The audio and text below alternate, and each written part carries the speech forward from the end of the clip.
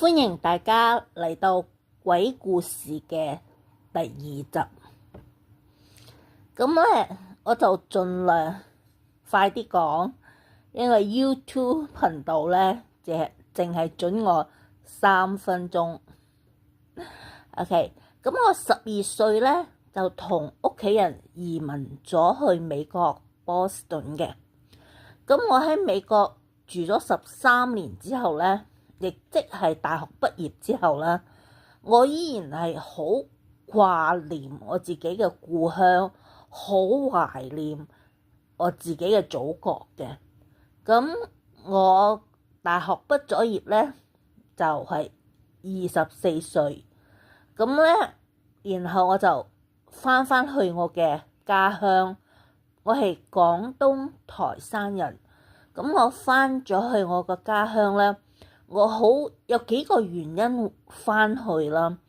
頭先除咗懷念祖國係其中之一之外咧，我仲希望有2個原因嘅。第一個就係我喺波士頓嘅生活啦，又讀書啦，又做幾份工啦，係好攰好攰嘅。我想返去休息。第2個原因咧，就係我一直都對創作寫小説咧係好有興趣嘅，所以咧我就好希望揾呢個機會咧，大學畢業之後咧嘗試下去創作小説嘅。所以有總共咧，即係我返大陸準備返1年嘅呢個計劃咧，就係咁。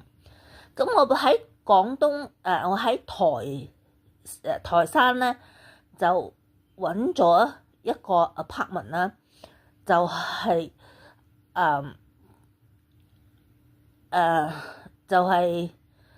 住喺5樓嘅。咁我住喺5樓喺一個台山都好大下噶嘛。咁係，我記得我喺童年嘅時候咧，台山咧就叫做台山縣嘅啫，而家佢已經改咗叫做台山市啦。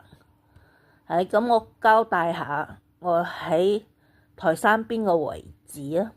佢就喺台山嘅台城鎮，我喺嗰度